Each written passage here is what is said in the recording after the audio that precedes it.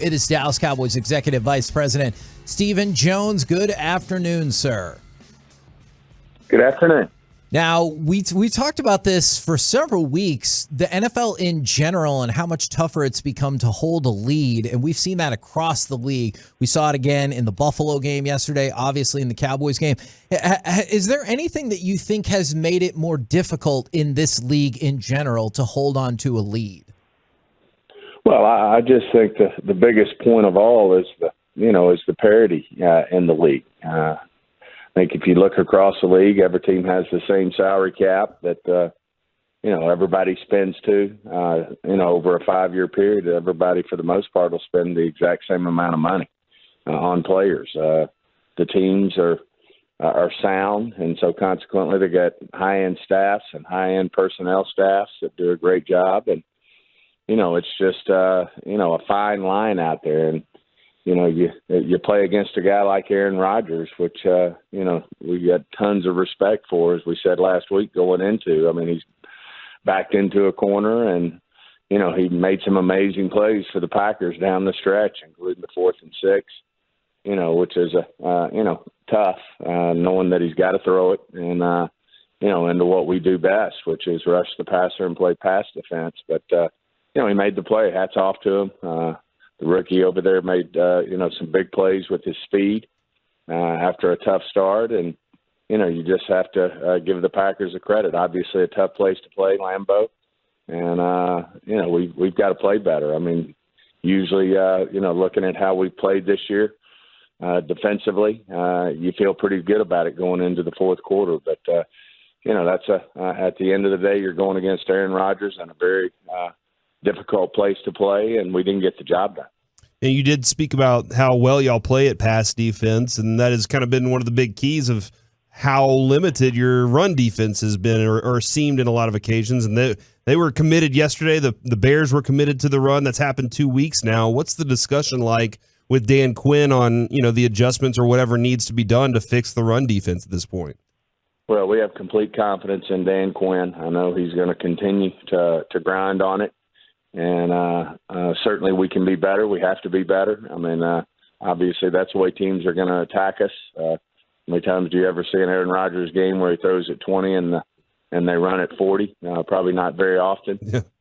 But we're probably going to keep seeing that. And I know Dan, he's the best of the best. And I know he'll keep going back to the drawing board with our players. We've got a great group of guys. Who've got a great mentality, a great play temperament, and I know this team certainly is overall that way as well. And know that we'll respond to this. And that was a very tough loss for everybody, but we just didn't get the job done. You have to give the Packers the credit. Mike McCarthy was visibly very emotional right at the end of the game in overtime, and then even afterwards during his press conference, he threw his headset down and everything. A, have you seen McCarthy that emotional so far since he's been the coach of this team? And B, are those cheap headsets? Well, first of all, hard to get a good laugh out of anybody today, but. Yep. At the end of the day, that game obviously was important to Mike. He wasn't going to kid anyone last week. Every player on our team knew how important it was. And, you go back home to a place where you just had, I think, unparalleled, I think maybe one coach in the history of the Packers may have had a couple more wins. But, that was an important game. And, especially when you look at how we set it up, after them getting the lead, having a great drive in the first half, and coming back with 2 touchdowns in the third quarter. And, you just really feel like, the way our team's played this year, we've been closing those games out. But as I said, you're going against Aaron Rodgers and certainly somebody Mike, you can tell, with their interactions before the game, they have the utmost respect for one another. But, he did it to us again, and you got to give him credit. Now, obviously, Anthony Brown had to leave the game with a concussion, and we see that a lot across sports. I'm hoping that you can walk everybody through, what exactly goes through the concussion protocol after the game to get him back onto the field in ensuing weeks. Well, first of all, I think the league continues to get better. you like to hope that players self-report, but I think we're even doing a better job now of looking at players that might, want to work through it and do the old-fashioned, hey, I just got my bell rung, I'm fine. But I think our guys up top do a good job of looking for that. And, once you determine that they have a concussion, then he'll be examined thoroughly today.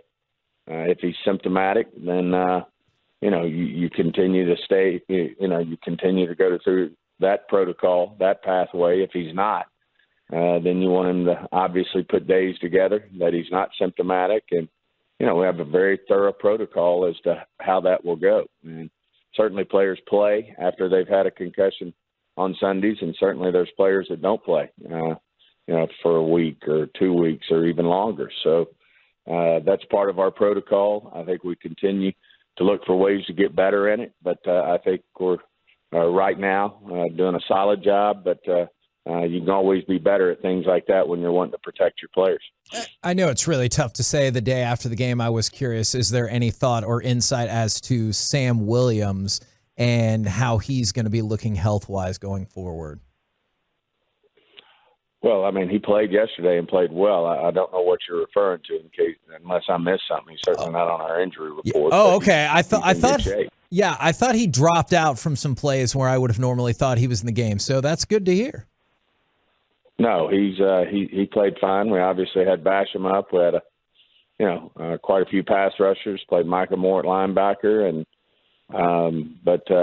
no, Sam was in there. Obviously made a big sack for us and played well for us. He did miss the week before, but he's recovered and feels good and is 100% ready to go, or as 100% as you can be in this league. And certainly he's not on any type of report as far as I know, unless I've missed something. Awesome. Great to hear there. You did talk about Micah and playing more linebacker, and just seemed like, and we're used to it. We're spoiled, Stephen, at this point by seeing every week that Micah has a huge impact on the game, and it didn't feel like he quite had that kind of impact. Was it because Barr was out and that was kind of the reason? What are we looking at with Micah there?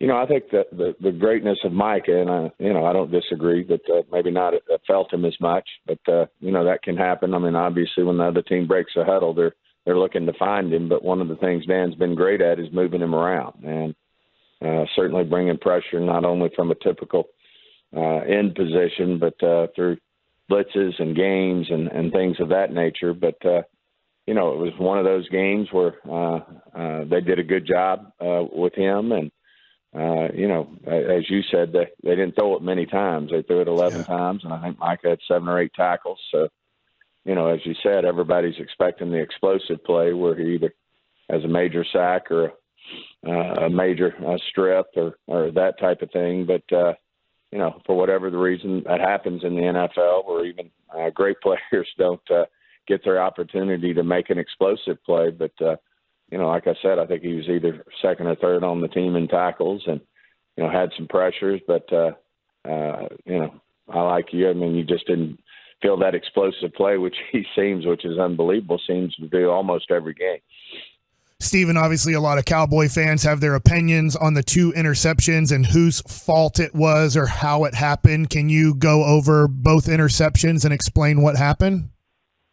Well, I'll leave that to the coaches and the players and that type of thing. I don't think it does any good to, rehash that. The players and the coaches know what's going on there, and that's between them. If they care to share that, that's what they'll do. But, you certainly want to clean turnovers up. That's the difference in ball games, and, had an opportunity there at the end. I thought Kelvin Joseph did a hell of a job making a play on Jones down the sideline, stripped it, and the ball just had guys all around it. The ball just bounced right back into his hands. So, I thought he did a good job of stepping up, but you certainly the turnovers are key, and you can't lose that battle and expect to win a lot of games. But I think we may have ended up even yesterday, but it was right there for the taking. If we get that turnover, that's a huge difference. The second consecutive week of Tony Pollard playing very, very well. And I guess talk about his game there, but does he look like he can be a number 1 back in this league? Like I said, I think he's stepping up as we would expect. He's a competitor. At the same time, I know it pains Zeke not to be out there. I just think we're fortunate, and I think we're a better team when we have them both. And certainly fresh, but hats off to Pollard. He's just doing a hell of a job out there for us. I think he, was over 5 yards a carry, if not right at it. He was over. And really stepped up and did a great job running the football for us. Did you feel like you missed Zeke then in that respect yesterday when it came to maybe some of the play calling late, that maybe you would have just pounded away a little more with Zeke late? Yeah, I think you miss that part of our offense when you don't have Zeke. I mean, his physical running style wears defenses down, and if you're going to go up and hit Zeke, you're going to feel it. And we were doing everything we can, and I know Zeke was, to get ready to play in that game. It was a game that would be, was great for him. In terms of playing in, cold conditions on a Lambeau field. That's part of what you get when you go up there, and that's why, you have home field advantages. But certainly, there's no excuse, but you miss Zeke. Tony stepped up. Hats off to him. I thought Malik stepped up and did a great job as well, running the football for us. And, that's what these guys have done. That was just a very tough loss, but hats off to the Packers. Would the anticipation or the hope, I guess, at least be that Zeke would be back for the Vikings then? Yes, absolutely. I mean, that's certainly what we're hoping for. I mean, we were hoping for him to get back against the Packers, and I know Zeke wanted to play against the Bears. So, we got to continue to work to get him to where he's in a spot to where we all feel like he feels good and can make a difference for us. Now, going into the next game, I know every game in the NFL is important, but do you guys view the Vikings as, maybe some sort of bellwether, as a team that will definitely be in the playoffs, and these are the kind of teams that you're eventually going to need to beat? Yeah, we go into every game thinking, we got to win this game. I mean, that's the mentality you got to have in this league. As I said, you're going to run up against a problem if you don't come with sharpness, with your focus on winning a football game. And you can't say, hey, this one's the Vikings, this one's the Eagles, this one's the Giants, this one's, you just got to come focused. You got to come, with your eye on the ball and ready to play in this league, or you'll get beat. Well, we appreciate the time as always, and hopefully we'll revisit next week. It'll be after a big time victory. Sounds good, guys. Great being on with you.